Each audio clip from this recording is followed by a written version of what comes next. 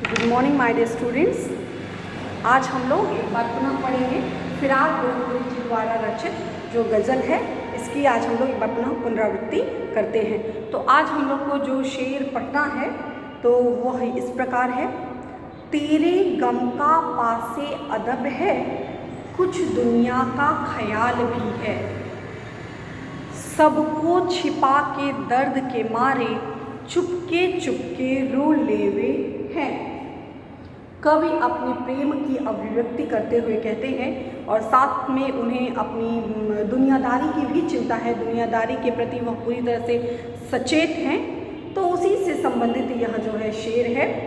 तेरे गम का, तुम्हारे गम का यानी तुम्हारे गम के प्रति, यानी तुम्हारे यानी अपने प्रेयसी के, कवि कहते हैं तुम्हारे गम के प्रति अदब है। अदब माने लिहाज, कि मैं तुमसे बहुत प्रेम करता हूँ और मैं यह भी जानता कि तुम भी मुझसे प्रेम करती हो। तो इसका जो लिहाज, कि तुम्हारे प्रेम का जो लिहाज मेरे हृदय में बना हुआ है और साथ कुछ दुनिया का ख्याल भी है, और इसके साथ साथ कुछ दुनियादारी की भी मुझे चिंता है कि मैं तुमसे बेइंतहा मोहब्बत करता हूँ, लेकिन इस तुम्हारे प्रेम में रत, तुम्हारे प्रेम में दीवाना बने होने पर दुनिया मुझे स्वीकार नहीं करेगी, या दुनिया मुझे इस तरह से दीवाना बन के जीने नहीं देगी, या दुनिया को ये चीज़ नहीं रास आएगी कि मैं तुम्हारे प्रेम में इस तरह से समर्पित रहूं। सो इसलिए लिहाज बस मैं अपने प्रेम को प्रकट नहीं कर पाता हूँ। जिस अनुरूप अनुभूति मेरे हृदय में है, उस अनुभूति को मैं शब्दशः अभिव्यक्त नहीं कर पाता, लेकिन वास्तविक रूप से मेरे हृदय में तुम्हारे प्रति जो है अपार स्नेह, अपार प्रेम जो है वह बना हुआ है। सबसे छिपा के कोई जाने ना, क्योंकि लोग जानेंगे तो इस प्रेम को लोग नहीं समझ पाएंगे, या प्रेम का मजाक उड़ाएंगे, या इस दर्द में, वेदना में मुझे डूबा हुआ नहीं देख पाएंगे, और देखेंगे तो लोग तरह तरह की बातें बनाएंगे। तो इसलिए सबसे छिपा के, कि कोई इस बात को जाने ना, तो सबसे छिपा के दर्द के मारे कहते हैं कि तुम्हारे प्रति मेरे भी हृदय में प्रेम है। ऐसा नहीं कि प्रेम जो है एक तरफा है। यह प्रेम जो है, यह वियोग श्रृंगार से संबंधित जो है शेर है। कहते हैं कि यह प्रेम जो है एक तरफा नहीं है, प्रेम जो है दो तरफा है।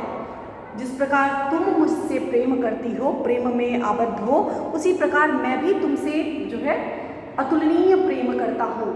उस प्रेम की कोई तुलना नहीं हो सकती, लेकिन समाज मुझे तुम्हारे प्रेम में डूबा हुआ नहीं देख सकता, इसलिए मैं मुखर रूप से इसको तुम्हारे लोगों के सामने अभिव्यक्त नहीं कर पाता हूँ, और सबसे छिपा कर कोई जान ना पाए, इसलिए मैं अकेले में जब भी एकांत में रहता हूँ, उस एकांत के समय में, एकांत के क्षणों में मैं दर्द के मारे उस वेदना को, मैं तुम्हारे प्रति जो वियोग है, तुम्हारा जो विक्षोभ है, उस वियोग को लेकर के मैं अत्यधिक दुखी होता हूँ, और दुखी कष्टवश में क्या करता हूँ, उस वेदना के वश में अकेले जाकर, एकांत में जाकर के आंसू बहाता रहता हूँ, उतना ही रोता रहता हूँ। यानी कवि को अपनी प्रिया से प्रेम भी है, और उसके साथ साथ वह एक जिम्मेदार व्यक्ति है। तो कि अगर मैं उसको कुछ कहूँगा तो सारा लांछन उसकी प्रियतमा पर आएगा, तो इसलिए वह दुनियादारी के प्रति सचेत भी है, और कवि को अपनी प्रिया से बहुत प्रेम है, इसलिए वह अपने हृदय की अनुभूति को, कष्ट को अब अकेले में जाके एकांत में अपने गम को हल्का करने का प्रयास करता है। तो आइए हम इस पर आधारित कुछ महत्वपूर्ण प्रश्न हैं, इसको पढ़ते हैं। आज से स्पष्ट कीजिए, तेरे गम का पासे अदब है। कवि अपनी प्रिया की विरह वेदना के प्रति पूरी तरह से गंभीर है। गंभीर यानी अपने प्रेम को लेकर कवि पूरी तरह से क्या है, सीरियस है। उसके मन में अपनी प्रिया के प्रति पूरा सम्मान और दायित्व बोध है। उसको पता है कि उसका कर्तव्य क्या है। अपनी प्रिया से वो बेइंतहा मोहब्बत करता है, अत्यधिक प्रेम करता है। सो उसको पता है कि समाज उसको किस रूप में स्वीकार करेगा, तो इसलिए वह उसको उसी रूप में अभिव्यक्त करता है। अगला है कवि किस द्वंद्व में उलझा हुआ है, कि अपने प्रेम को खुले रूप में मुखर रूप से सबके सामने जाहिर कर दे या उसको छिपा के अपने हृदय में दबा के रखे। इसको लेकर के कवि के हृदय में द्वंद्व की स्थिति है। कवि संसार और प्रेम के द्वंद्व में उलझा हुआ है। एक ओर सांसारिक दायित्व है, दूसरी ओर निजी प्रेम की चाहत है। इन दोनों के बीच कवि झूल रहा है। तो एक तरफ उसका निजी प्रेम है और एक तरफ समाज का जो है दायित्व, वो उस दो तरफे राह पर वह झूल रहा है। अगला है कवि छिपके और चुपके क्यों रोता है। कवि संसार में सामने निजी प्रेम को प्रकट नहीं कर सकता। क्यों नहीं कर सकता? कि समाज उस प्रेम को उस रूप में नहीं समझ पाएंगे और उसको उस रूप में स्वीकार नहीं करेंगे। तो इससे अपने मन को ठेस पहुंचती है कि अपने प्रेम को वह अभिव्यक्त नहीं कर पा रहा है, इसलिए वह अपने दर्द को हृदय में, अपने मन को महसूस करके कष्ट सहते हुए, हृदय में उस पीड़ा को, अपार पीड़ा को सहते हुए अकेले में रह करके वह उस प्रेम वेदना को आंसुओं के माध्यम से, किसी और माध्यम से एकांत में उसको जो है अपने दर्द को, पीड़ा को शांत करता है। कवि की मनोदशा पर प्रकाश डालिए। कवि जो है एक जिम्मेदार नागरिक है। कवि को अपनी प्रिया से अपार स्नेह है, अपार प्रेम है और उसके साथ साथ उन्हें दायित्व बोध भी है, जिम्मेदार भी है। यही कारण है कि वह अपने प्रेम को वह समाज के सामने इस तरह से प्रस्तुत नहीं करते, क्योंकि वो जानते हैं कि अगर वह ऐसा करेंगे तो समाज तरह तरह की लांछन, तरह तरह की बातें उसके प्रिया पर मत्थे थोप देगी। इसलिए उनका लिहाज, उनका सम्मान को ध्यान में रखते हुए इस प्रेम को वो प्रकट नहीं कर पाते और अंदर ही अंदर घुटते चले जाते हैं। सो प्रेम का कोमल एहसास भी है उसमें और एक तरफ जो है संसार के प्रति जिम्मेदारी भी है। और इस प्रकार तालमेल बिछाते हुए वह अपनी प्रिया के लिए क्या करते हैं, चुपके चुपके रोते रहते हैं और अपना प्रेम जो है वह प्रकट करते रहते हैं। सो यह इस प्रकार जो है यह थर्ड फिराक गोरखपुरी द्वारा रचित जो शेर था। अब हमको अगला पढ़ना है। फितरत का कायम है, फितरत का कायम है, तवाजुन आलमे हुस्नो इश्क में भी, उसको उतना ही पाते हैं खुद को जितना ही खो लेते हैं। ये भी इससे पहले जो हम लोगों ने शेर पढ़ा था उसी तरह से यह भी शेर है कि आप जितना ही किसी के प्रति प्रेम में डूबे होंगे, किसी के प्रति समर्पण होगा, उतना ही आपको प्राप्ति होगी। जितना ही आपके अंदर विनम्रता होगी उतना ही आपको प्राप्त होगा। तो प्रेम और सौंदर्य के संसार में भी यही जो है, यही स्वभाव, यही नियम वहाँ भी चलता है। संतुलन बनाए रखने के लिए वहाँ भी यही आदतें, वही नियम। ऐसा नहीं है कि प्रकृति के संदर्भ में या प्रेम के संदर्भ में कोई अलग से नियम नहीं, यही नियम हर जगह जो है वो फॉलो होता है। फितरत का कायम है, फितरत होता है कि यह व्यक्ति की फितरत होती है। जैसे सांप की फितरत क्या है, फुफकार मारना, डसना, वो उसकी फितरत है। तो इसी तरह से फितरत मतलब व्यक्ति का क्या होता है, स्वभाव, उसकी प्रकृति, उसका नेचर। कायम होना, कायम यानी स्थापित होना, कोई चीज़ स्थापित है। तवाजुन, तवाजुन मतलब होता है संतुलन बनाए रखने के लिए।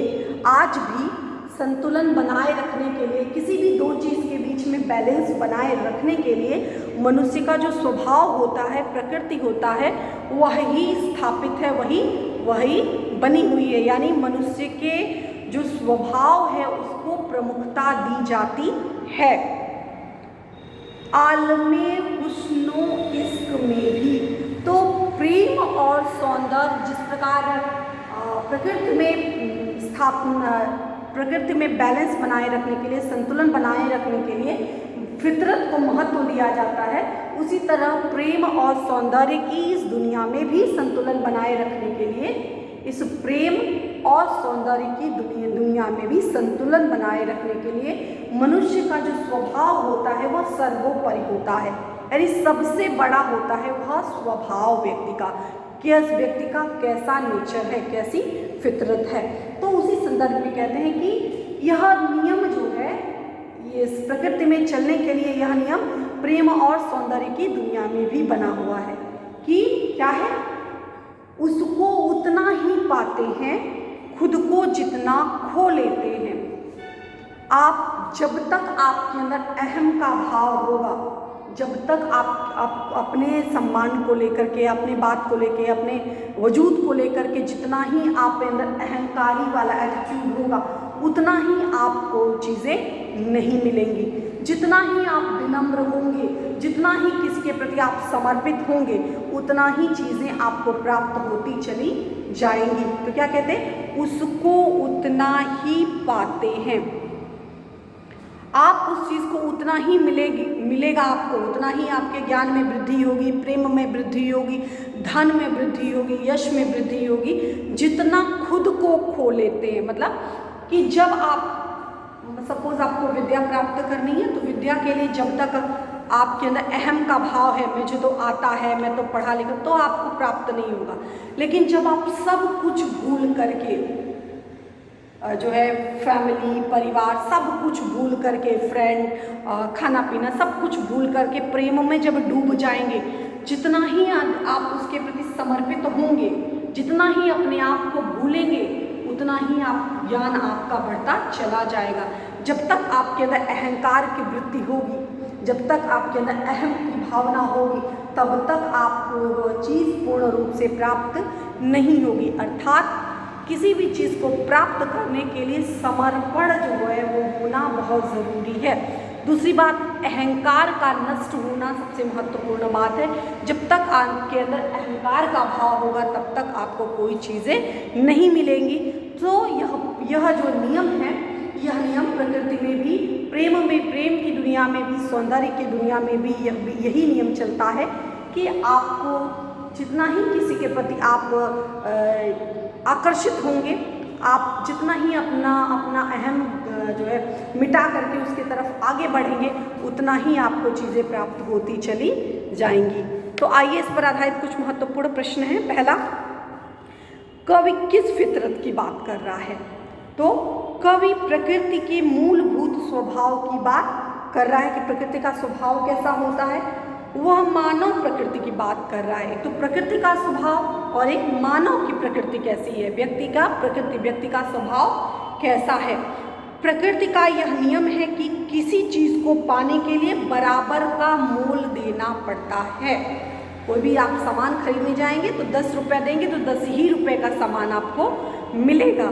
तो मतलब किसी भी चीज़ को पाने के लिए उसके बराबर का मोल आपको देना पड़ेगा। जब तक आप पूरा समर्पित नहीं होंगे, अगला भी आपको समर्पण नहीं देगा। दूसरा है, आलमे हुस्नो इश्क से क्या आशय है? तो इसका आशय है प्रेम और सौंदर्य की दुनिया। प्रेम और सौंदर्य की दुनिया, मतलब जहाँ पे खूबसूरती है, खूबसूरती को देख करके लोग आकर्षित होते हैं। जहाँ प्रेम है, प्रेम के बल पर आदमी सब कुछ समर्पण करने के लिए तैयार होता है। खुद को खोने का आशय स्पष्ट कीजिए। तो इसका आशय, खुद को खोने का आशय है कि अहम यानी अहंकार का विलीन करना, अहंकार का समाप्त करना, अहंकार खत्म करना, यानी समर्पण का भाव। अगला है, प्रेम को पाने का क्या उपाय है? प्रेम आपको कैसे मिलेगा? कि प्रेम के लिए आपको पूरी तरह से अहंकार मुक्त होकर के दीवाना होना पड़ेगा, समर्पण करना पड़ेगा। प्रेम को पाने का एकमात्र उपाय है अपने अहम को गलाकर अपने प्रिय के प्रति समर्पित हो जाना। यानी प्रेम आपको तभी मिलेगा जब आप किस प्रेम के प्रति समर्पित होंगे। इसी पर आधारित कबीरदास जी का एक दोहा, बहुत प्रसिद्ध दोहा है, जिन खोजा तिन पाइयाँ गहरे पानी पैठ, मैं बापुरा खोजन चला रहा किनारे बैठ। मतलब कि जिसको आपको प्राप्त करना है, जब आप उस गहराई में नहीं उतरेंगे तब तक आपको चीज़ें नहीं मिलेंगी। आप सोचेंगे कि नदी के किनारे बैठे बैठे ही आपको मोती या जो भी अमूल्य चीज़ है प्राप्त हो जाए, तो ऐसा नहीं हो सकता। जिन खोजा तिन पाइयाँ, जिनको खोजा वो मिल गया कहाँ? गहरे पानी की गहराई में उतर कर। और मैं मूर्ख ये सोच रहा था खोजन चला रहा किनारे बैठ, और मैं किनारे बैठ करके ही सोचता रहता हूँ कि चीज़ें मुझे मिल जाएं, मतलब मैं अध्ययन ना करूँ और मेरा नंबर अच्छा आ जाए, मैं खाना ना बनाऊँ, खाना बना बनाए मेरे मुंह में चला जाए, यह व्यक्ति की धारणा होती है। यह जो है श्रृंगार रस की अभिव्यक्ति है कि प्रेम अगर आपको प्राप्त करना है तो अगले के प्रति जो है अपने अहंकार को किनारे रख करके उसके प्रेम में पूरी तरह से रत होना पड़ेगा।